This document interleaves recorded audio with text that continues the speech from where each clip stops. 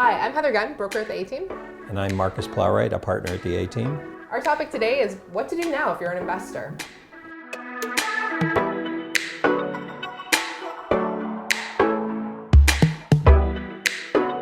One of the most interesting aspects of this pandemic, I remember back to April last year, the sky was falling.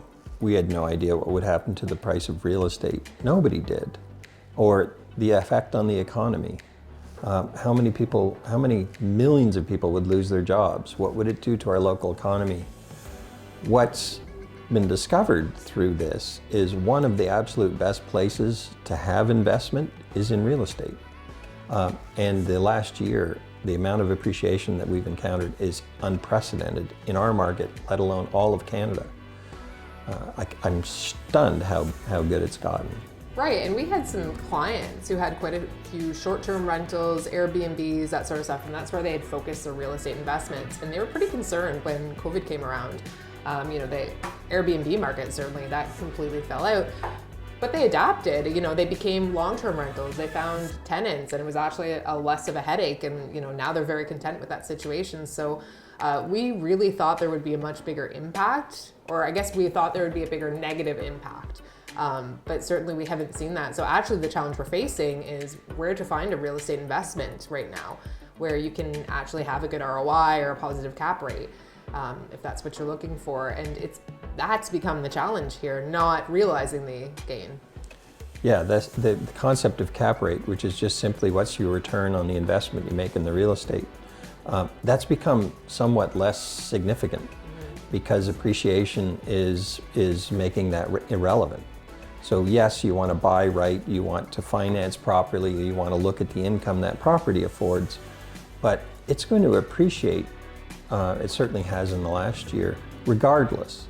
So a lot of these people that did run Airbnbs that ended up in negative cash flow situations, as long as you can cash flow these properties, the appreciation is making you way more than you might have made on short-term rentals. So do you think that now, just with the way the market is right now, is the right time to let go of some of those things that are not cash flowing for you, that you could realize the appreciation in them? Or do you think that it makes more sense to hold some of your investments and just continue to refinance, buy more, that sort of thing? I hear that a lot about this BRRRR method, where people buy, refinance, or renovate, refinance, and then buy more type thing. I don't think there's a blanket response to that. I think every investor has different goals and different burdens. Your burden might be negative cash flow. Your burden might be not being able to refinance. But the truth is, today, as an investor, if you own property, you've done enormously well through the appreciation of those properties. Every single property at every price point has gone up in the last year. That begs the question, going forward, should they expect the same sort of appreciation? If you can afford to hold it and it's not negatively cash flowing, I would say it doesn't hurt you to maintain it and try to enjoy this continued appreciation. But we are at unprecedented levels and they may not be maintained. We may see a reckoning, we just don't know that. The supply and demand suggests that we won't see a reckoning, that if we do slow in price appreciation, we're not going to have a negative appreciation. So for somebody, if you have a client who's looking for an investment right now, obviously there's a few different places in the market where you could park money in the real estate market. There's commercial, there's multi-residential, there's single residential, there's new build, that sort of stuff. So there are options. What are you finding as far as people who are looking to invest, as far as their success rates or how much they're actually able to find in a market like this? It's funny, if you look outside a single family, which we know how competitive that is, and you imagine, well, it must be less competitive in the commercial sector. It just simply isn't. It's probably more competitive. And the complexity of environmental review on properties that are commercial, in order to fund a commercial property, a lender is going to require it to have had an environmental review. They need to know that site is clean and free of toxins. If it's not, it incredibly complicates the process, but it also makes it very difficult to fund anything without that review. I would say that now it's always a good time to buy, and at this point I would say there is no There is no special product. It's what can you get your hands on, Right. much like the residential So market. be flexible, essentially, and just look for the opportunity.